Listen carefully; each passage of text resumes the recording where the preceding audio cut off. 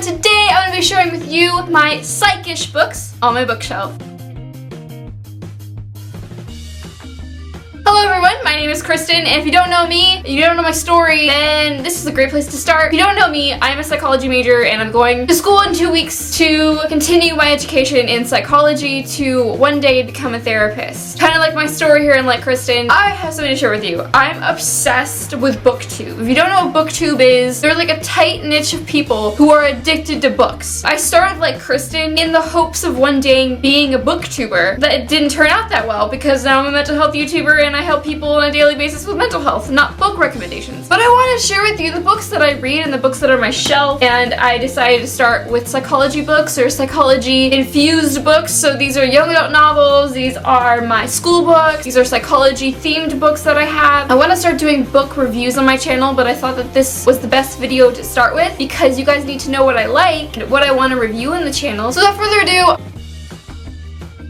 so I've been a psych major in college for 3 years and I've accumulated a lot of psychology books. So let me show you the ones I kept. So this is my Human Sexuality Now book. It's a fun book. It's the heaviest book I own. This was the first psych class I took at my college. It was extremely fun class, and if you are in college, I feel like everyone needs to take a human sexuality class because you learn so much about yourself, about the community, about society, about sexuality. It was a fun class. Next psychology textbook I have is my biological psychology class. This was my favorite class as a psychology major, and I could say so much about this class. It was so much fun. The next psychology book is Psychology in Everyday Life. This is my Introduction to Psychology textbook. It's okay. It goes over introductory things. This book that I'm about to show you was the most expensive textbook I have ever purchased ever, and it is my abnormal psychology book. The reason this was so expensive is because the new DSM came out that year that I took the course. When the new DSM comes out, they need a new abnormal psychology book to correspond with it. The knowledge and the information you get in this book it's great. I learned so much from this book. And the last textbook I have with me, I've just noticed I'm missing one and I don't know where it is, but this is my social psychology book. Nothing really much to say about it. It goes over social psychology. If you guys would like videos on each individual class that I took as a psychology major, that would be really fun to talk about, and we can go through the book and we can talk about topics, and that would be a really fun video series. If you'd like that, please let me know down below. Let's get into the fun books now.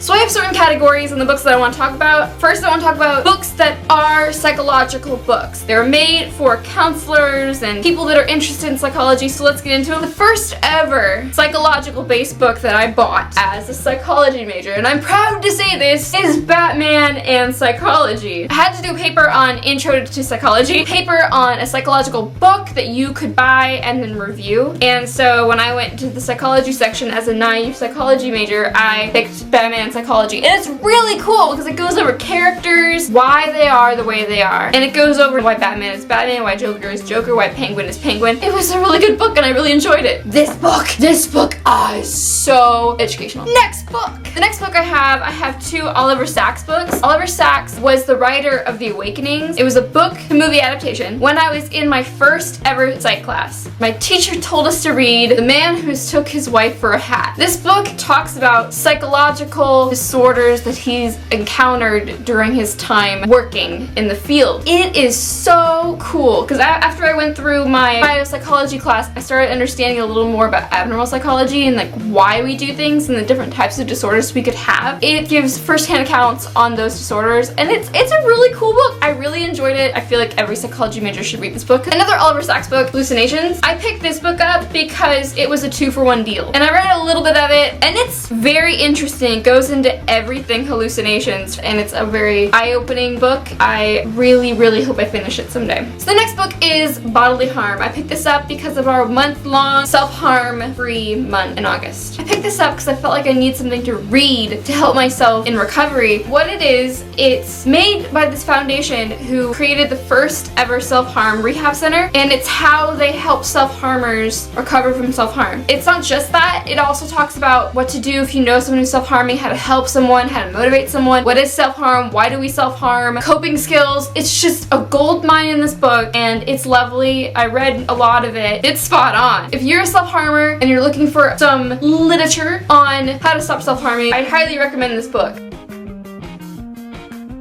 these are books that have a psychological theme to them, but they're not technically textbooks or psychological books. Everything I have one adult novel and the rest are young adult novels. So I'm really excited to show these to you because I've been wanting to do some book reviews on them, but I'm just gonna summarize why I have them and if I like them or not. Let me get to one that I have a lot of thoughts on, the program. Basic themes of this book I felt were really interesting and I really loved the concept because what it was, it's a world where suicide is an epidemic amongst young adults and teenagers, where they have to go into a program to rid them of their suicidal thoughts and behaviors. And I thought this book was gonna be so good because it goes over suicide, and suicide really needs to be talked about, and I really felt like this was gonna spread awareness for suicide. I had just high hopes for this book. I would not be a good booktuber because I don't really know how to explain it, but I'd love to do a book review on this book because I absolutely hated it. I loved the concept, but I hated the book. I hated this book so much that I didn't even finish the last like 30 pages. I was like probably here, and I'm like, I want this to be over. I feel like this author has no idea about suicide at all, how people can be suicidal, what triggers suicide. This author had no idea. She's making it up as she goes along. It's so triggering, and it so should not be a young adult novel, and it was horrible. Next book. Let me share with you my favorite book when I was a teenager. This book helped me so much when I was suicidal as a teenager. Let me show you. Let me show you. This is kind of a funny story, and you can tell how much I love this book because it has been through better days. Look at that. It's disgusting. I've read it maybe like 5 times when I was a teenager. Like, I read this continuously, and I know it was made into a horrible movie with Emma Roberts. Is that Emma Roberts? I don't know. Zach Galifianakis was in it, and it was just weird. The book focuses on Craig, the main character. He is suicidal. It follows him being suicidal, why he's suicidal, to almost committing suicide, to him admitting himself into the ward, and him finding himself while he's in the ward, and finding that he doesn't need to please everyone, he doesn't need to be liked by everyone, he needs to like himself first. And I loved this book. It's about love and friendship and sadness, and it is probably my favorite book. The movie starts here.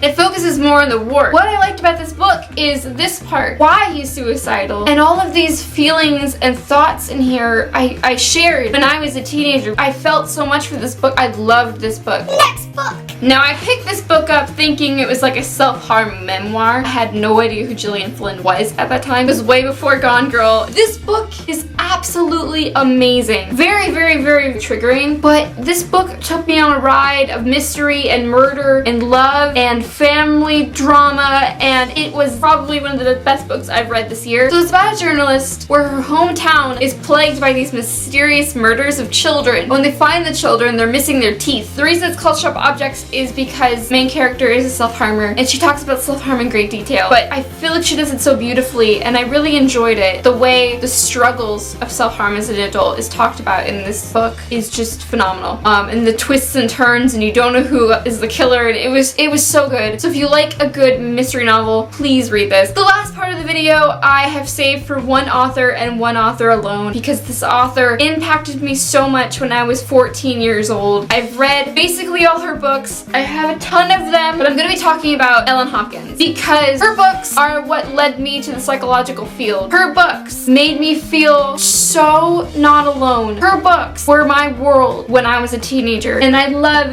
every single one except for one. The one that I was so looking forward to. The one I have not read yet, but someone on YouTube ruined for me. Thank you. You know who you are. This is Identical. Identical is a standalone novel. It's about 2 twin sisters. I don't really know much, but I know the ending, and it sounds like such a good ending. I just want it to be great, and I'm kind of putting it off because I'm like really scared of like the ending, how she puts it all together, but I'm really looking forward to it. I don't have the cover, but it's Tricks. Tricks by Ellen Hopkins, if I can remember, is about prostitution and about sex trafficking, and it brings awareness to that. Very dark, but very good. I also have Crank, which is her first novel that she ever wrote in this whole series. It's about meth. It It was a really good trilogy. Loved every book. Next book. Let me get to my favorite ones though. The ones that really stood out to me. This is about 3 teenagers in a mental ward. How they got there, the relationship when they get there, how their stories are interwoven. 2 of the male teenagers overdosed and 1 was a self-harmer, and that's kind of why I felt for this character, and just to see their progress while in the ward. It's a very dark book, but it's a very necessary book to bring awareness for self-harm, awareness for suicide. I really enjoyed this book. The ending is phenomenal, and I really wish that this was a standalone novel, but it was not. Perfect came out. Perfect is about these children's families and how they're dealing with their children being in the ward, and some strange things are going on at home, and it's glorious. I feel like this is the best sequel to any of her novels because it had the same tone as Impulse. It was solid. And the last 2 books that I have is my favorite Elaine Hopkins book, and that is Burned. Burned is a story about love, a story about heartbreak, a story about putting your heart in the wrong places. It's a story about child abuse, about family drama. It's her best love story she's ever wrote. It's very, very good. I don't want to give away a lot. I don't really want to talk about it, but if you guys want a review on this book, I will totally do it. So you can tell it's been very well loved, and I highly recommend this book. The only thing that I have a problem with this book is the one that just came out, Smoke. I hated this book. This book should have never been a thing. I'm so sorry. This was the most beautiful ending because you don't know what happens to her, and you don't know.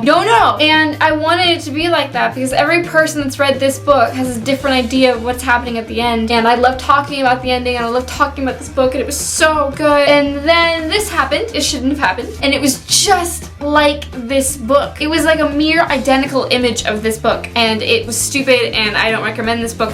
If you want to read a good Elaine Hopkins book, read this one. It could be a standalone. It doesn't need to have this. This had rape and death and stupidity. It didn't make any sense. I'm not bashing the author. She's my favorite author, but she could have just stayed with this book. So anyway, that's a long video. Those are my psychish books that are on my shelf. If you guys would like me to do any book reviews, self-help books, psychological books, any books you guys would like me to talk about my psych classes and what we did in the class and how I felt about it, please let me know down below. I'd love to do more book reviews and talk about my time as a psychology major if you guys are interested in that. I hope you guys are having a fabulous day, and I'll see you guys next time with another mental health video.